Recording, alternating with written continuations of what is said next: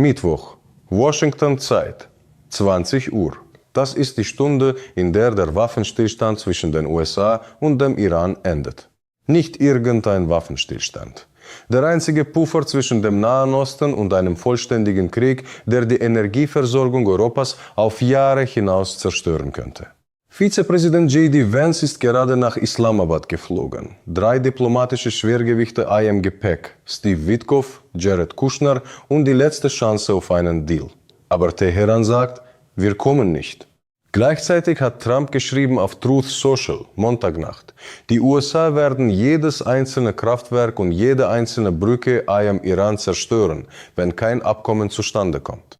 Und Lindsey Graham, einer der einflussreichsten Senatoren Washingtons, ein erklärter Kriegsbefürworter, betrat am Montagabend das West Wing des Weißen Hauses, kurz vor Mitternacht. Warum war er dort? Was hat er Trump geraten? Das sind die Fragen, die die westlichen Medien nicht stellen. Wir schon.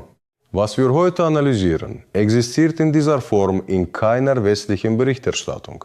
2 Kriegsparteien, ein ablaufender Waffenstillstand und Europa von Frankfurt bis Hamburg schaut zu, ohne Stimme, ohne Einfluss, mit vollem Risiko. Abonniere Deutschland spricht und aktiviere die Benachrichtigungen. Fakten zuerst, Analyse danach. These: Washington feiert Verhandlungsbereitschaft. Teheran feiert seinen Durchhaltewillen. Beide erzählen eine andere Geschichte. Hier ist die vollständige Zeitleiste. 28. Februar 2026. US-amerikanische und israelische Luftangriffe treffen den Iran. Revolutionsführer Ali Khamenei wird getötet. Sein Sohn Mojtaba Khamenei wird neuer oberster Führer. Der Krieg hat begonnen. Innerhalb von Tagen schließt der Iran die Straße von Hormuz. 20% des globalen Öltransits blockiert. Ölpreis springt um mehr als ein Drittel. Brent überschreitet 100 US-Dollar pro Barrel. 7. April. Trump setzt ein Ultimatum. Eine ganze Zivilisation wird sterben, wenn kein Deal kommt. Stunden später Waffenstillstand. 2 Wochen. Verhandlungen sollen in Islamabad folgen. 11. 12. April. Erste Gesprächsrunde in Islamabad. 21 Stunden Verhandlung. Kein Ergebnis. Vance sagt, Iran will Atomwaffen nicht aufgeben. Iran sagt, USA verfolgen maximalistischen Kurs. 13. April. 2 Tage nach dem Scheitern, Trump verhängt die US-Marineblockade gegen iranische Häfen, mitten in der Waffenruhe. 14. April. Iran schließt die Straße von Hormuz erneut. Begründung: Die US-Blockade verletzt den Waffenstillstand. 15. April Sonntag. US-Zerstörer USS Spruance beschießt iranisches Frachtschiff Tuska IM Golf von Oman. US-Marinesoldaten rappeln sich von Hubschraubern auf das Deck. Das Pentagon veröffentlicht das Video selbst sorgfältig geschnitten, wie CNN anmerkt. Trump schreibt auf Truth Social, Tuesday will be Power Plant Day and Bridge Day, all wrapped up in one, in Iran. 20. April. Der Iran sagt, keine Verhandlungen, keine Delegation nach Islamabad. Gleichzeitig nach Informationen der New York Times, die sich auf 2 hochrangige iranische Beamte beruft, plant Teheran doch eine Delegation zu entsenden. Nicht offiziell. Aber die Hinterzimmersignale widersprechen den Presseerklärungen. Das ist das entscheidende Paradox dieser Krise. Die öffentliche Rhetorik eskaliert. Die diplomatischen Kanäle bleiben offen. Warum? These: Hinter dem Lärm verbergen sich klare strategische Interessen. Und kein Akteur sagt öffentlich, was er wirklich anstrebt. Donald Trump. CNN-Analyst Stephen Collinson bringt es auf den Punkt. Trumps Kriegsführung pendelt zwischen triumphalen Friedensprophezeiungen und alarmierenden Gewaltdrohungen. Am Freitag, 17. April, sagte Trump, Iran habe allem zugestimmt, der Aktienmarkt rallte. 3 Tage später drohte er mit der Zerstörung aller Kraftwerke und Brücken. Das Wall Street Journal berichtete am Wochenende, dass Trump trotz seiner Drohgebärden ernsthaft über die Konsequenzen einer weiteren Eskalation besorgt ist. Das ist der innere Widerspruch. Trump braucht einen Deal politisch. Die Midterms rücken näher. Der Benzinpreis in den USA liegt über 4 US-Dollar pro Gallone. Die Wirtschaft leidet. Aber er kann keinen Deal abschließen, der schwach aussieht. Ich bin nicht bereit, mich zu einem schlechten Deal drängen zu lassen, schrieb Trump auf Truth Social. Iran. Teheran hat eine asymmetrische Machtposition. Die Straße von Hormuz ist der stärkste Verhandlungschip seit Jahrzehnten. Solange die Blockade hält, ist der globale Ölmarkt in iranischen Händen nicht militärisch, sondern geografisch. Parlamentssprecher Ghalibaf: Wir akzeptieren keine Verhandlungen unter dem Schatten von Drohungen. Aber gleichzeitig, Iran hat 13 Tage Öllagervorräte. Die US-Marineblockade kostet Iran täglich 435 Millionen US-Dollar nach Schätzungen eines US-Analysten. Das Regime kann sich einen langen Abnutzungskrieg nicht leisten.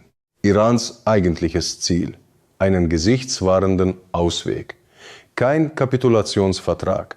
Keine vollständige Aufgabe des Atomprogramms. Einen Rahmen, der Teheran als Verhandlungspartner auf Augenhöhe darstellt, nicht als Besiegten. Lindsey Graham und die Falken.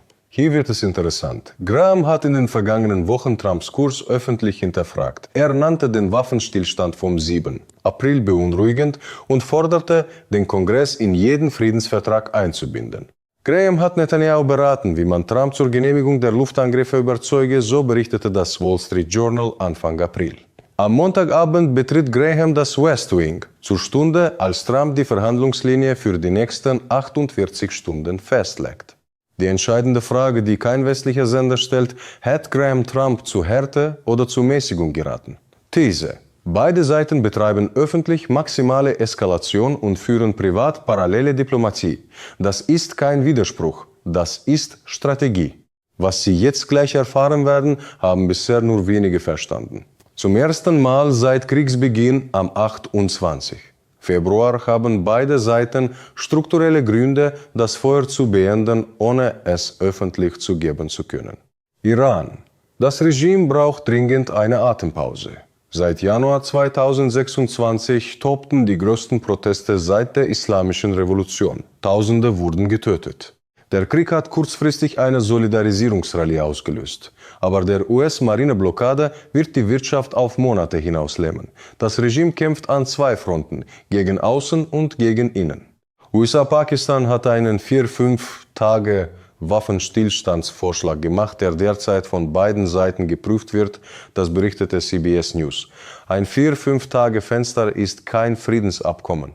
Aber es wäre ein gesichtswahrender Ausweg für beide Seiten. Trump könnte sagen, wir haben gewonnen, genug Zeit erkämpft. Iran könnte sagen, wir haben standgehalten. Das strukturelle Geheimnis dieser Krise: Beide Seiten verhandeln nicht über einen Frieden. Sie verhandeln über eine Formel, die keiner Seite als Niederlage gilt. Deutschlands Außenminister Johann Wadephul hat am Dienstag vor dem EU-Außenministerrat in Brüssel-Teheran aufgefordert, das Gesprächsangebot anzunehmen. Der Vizepräsident ist bereit zu reisen, sagte Wadephul. Iran sollte dieses Angebot um der eigenen Bevölkerung willen annehmen. Das ist die einzige deutsche Stimme in dieser Krise. Ein Satz, keine Strategie, kein Druck, keine Initiative. Europa ist Zuschauer. Europas Wirtschaft ist Geisel. These: Hinter den Verhandlungen stehen Menschen und die Zahlen sind erschreckend. Stand der 20. April 2026. Mindestens 2211 Menschen sind in diesem Krieg getötet worden. Davon 1200 iranische Zivilisten, darunter 194 Kinder, 175 Schülerinnen und Lehrkräfte, starben beim US-Angriff auf eine Sporthalle in Lamed am 28. Februar, dem ersten Kriegstag. Die Untersuchung der New York Times, BBC Verify und unabhängiger Analysten bestätigte, es war eine US-Präzisionsrakete.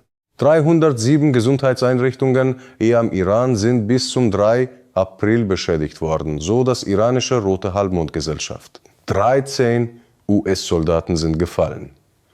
373 wurden verletzt, darunter 5 schwer. In Libanon 2200 Tote seit Kriegsbeginn. Der Iran-Justizchef Mohseni Ejei sagte am Dienstag, es gibt eine starke Möglichkeit neuer Angriffe. Iran werde mit aller Macht antworten, sollte die USA den Waffenstillstand nicht respektieren. Das sind nicht Zahlen, das sind Leben. Und hinter diesen Leben steht die politische Entscheidung zweier Männer, Trump und Mojtaba Khamenei, über Leben und Tod von Millionen Menschen, ohne dass Europa ein Wort mitzureden hat. Was bedeutet das für sie von Dresden bis Düsseldorf? Montag. Nur noch 16 Schiffe passierten die Straße von Hormuz. 23 Schiffe wurden von der US-Marine seit dem 13. April zur Umkehr gezwungen. Normalbetrieb war 20 Millionen Barrel Öl pro Tag. Heute ein Bruchteil davon. EU-Gaspreise liegen 70% über dem Vorkriegsniveau. Öl ist 50% teurer. Das kostet die EU 13 Milliarden Euro zusätzlich pro Monat bei Brennstoffimporten, so die EU-Kommission. Für Haushalte in Deutschland Heizöl über 160 Euro pro 100 Liter, Diesel über 2,31 Euro pro Liter. Laut IFO-Institut und DIW Wachstum sinkt auf 0,6%. IWF auf 0,8%. Der Europäische Zentralbank hat ihre Zinssenkungspläne auf Eis gelegt. Die EZB sitzt in der Stagflationsfalle. Und wenn der Waffenstillstand heute Nacht scheitert, wenn Trump nicht verlängert, wenn Iran die Straße für Wochen weiter sperrt, dann droht das Eskalationsszenario des IFO-Instituts. Inflation über 3%, EZB-Zinserhöhung um 50 Basispunkte, Wachstum unter 0, 5%, technische Rezession in Deutschland bis Ende 2026. Das ist der Preis, den Frankfurt und Hamburg zahlen für eine Entscheidung, die heute Nacht in Washington und Teheran fällt. Szenario: 1 Waffenstillstandsverlängerung durch Pakistan-Genf-Formel. Wahrscheinlichkeit 40%. Pakistan setzt seine 4-5 Tage Waffenstillstandsformel durch. Vance und die iranische Delegation einigen sich in Islamabad auf eine Verlängerung ohne endgültige Bedingungen. Trump verkauft es als Sieg. Wir haben Iran 45 Tage lang in die Knie gezwungen. Iran sagt, wir haben standgehalten. Für Deutschland. Gasspeicher können sich langsam fühlen. TTF fällt auf unter 45 Euro bis Ende Mai.